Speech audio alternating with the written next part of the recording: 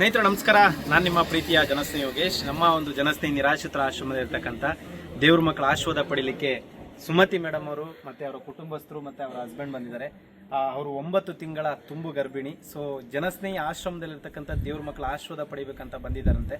So ದಯವಿಟ್ಟು ಬನ್ನಿ, ಒಳಗೆ ಬನ್ನಿ. ಇಲ್ಲಿರ್ತಕ್ಕಂಥ ಎಲ್ಲ ದೇವ್ರ ಮಕ್ಕಳ ಆಶೀರ್ವಾದ ಅವ್ರಿಗೆ ಸಿಗಲಿ. ಸೊ 9 ತಿಂಗಳ ತುಂಬು ಗರ್ಭಿಣಿಯಾಗಿರ್ತಕ್ಕಂಥ ಸುಮತಿ ಮೇಡಮ್ ಅವರು ಆಶ್ರಮಕ್ಕೆ ಬಂದಿದ್ದಕ್ಕೆ ತುಂಬ ಹೃದಯದ ಧನ್ಯವಾದಗಳು ಹೇಳಕ್ಕೆ ಇಷ್ಟಪಡ್ತೀನಿ.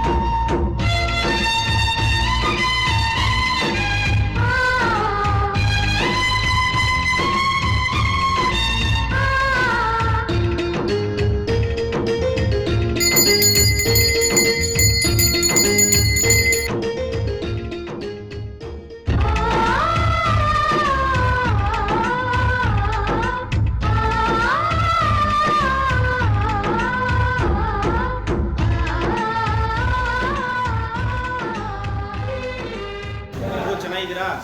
ವಿಶೇಷವಾಗಿ ಇವತ್ತು ಸುಮತಿ ಅಕ್ಕ ಅವ್ರದ್ದು 9 ತಿಂಗಳ ಸೀಮಂತ ಕಾರ್ಯಕ್ರಮ. ಸೊ ಹಾಗಾಗಿ ಅವ್ರ ಆಸೆ ಬಂದ್ಬಿಟ್ಟು ಜನಸ್ನೇಹಿ ನಿರಾಶ್ರಿತರ ಆಶ್ರಮದಲ್ಲಿರ್ತಕ್ಕಂಥ ದೇವ್ರ ಮಕ್ಕಳ ಜೊತೆ ಆಶೀರ್ವಾದ ಪಡ್ಕೊಳ್ಬೇಕು, ಅವ್ರನ್ನ ಮೀಟ್ ಮಾಡಬೇಕು, ಅವ್ರಿಗೆಲ್ಲ ಒಂದು ಹೊತ್ತಿನ ಊಟದ ವ್ಯವಸ್ಥೆ ಮಾಡಿಕೊಡ್ಬೇಕು ಅಂತೇಳಿ ಅವರ ಸೀಮಂತವನ್ನು ಅದ್ದೂರಿಯಾಗಿ ಆಚರಣೆ ಮಾಡಿದೆ.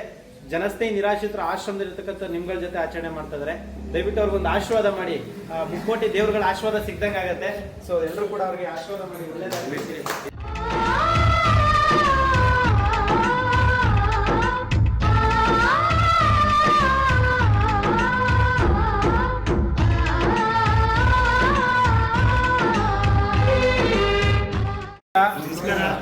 ಎಲ್ಲ ಹೆಣ್ಮಕ್ಳಿಗೂ ಒಂದು ಆಸೆ ಇರುತ್ತೆ, ಸೀಮಂತ ಅಂದ ತಕ್ಷಣ ಅದ್ದೂರಿಯಾಗಿ ಆಚರಣೆ ಮಾಡಬೇಕು, ಮನೆಗಳ ಹತ್ರ ಸಂಭ್ರಮಾಚರಣೆ ಇರಬೇಕು, ಜೊತೆಗೆ ಸಂಬಂಧಿಕರನ್ನೆಲ್ಲ ಕರೆದು ಜೋರಾಗಿ ಆಚರಣೆ ಮಾಡಿ ಅವ್ರಿಗೆಲ್ಲ ಪ್ರಸಾದ ವ್ಯವಸ್ಥೆ ಮಾಡ್ಬೇಕಂತ ಆಸೆ ಪಡ್ತಾರೆ.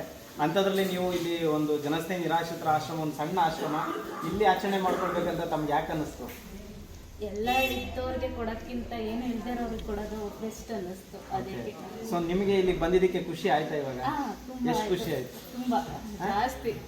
ಡಾಕ್ಟರ್ ಹೇಳ್ತಾರೆ 9 ತಿಂಗಳು ಆದ್ಮೇಲೆ ಎಲ್ಲೂ ಕೂಡ ಜಾಸ್ತಿ ಓಡಾಟ ಮಾಡಬಾರ್ದು, ಎಲ್ಲೂ ಹೋಗ್ಬಾರ್ದು ಅಂತಾರೆ. ಸೊ ಇಂಥ ಒಂದು ಸಂದರ್ಭದಲ್ಲಿ ಆಶ್ರಮಕ್ಕೆ ಭೇಟಿ ಕೊಟ್ಟಿದ್ದೀರಾ, ಎಷ್ಟು ಖುಷಿ ಆಗ್ತದೆ ತಮಗೆ?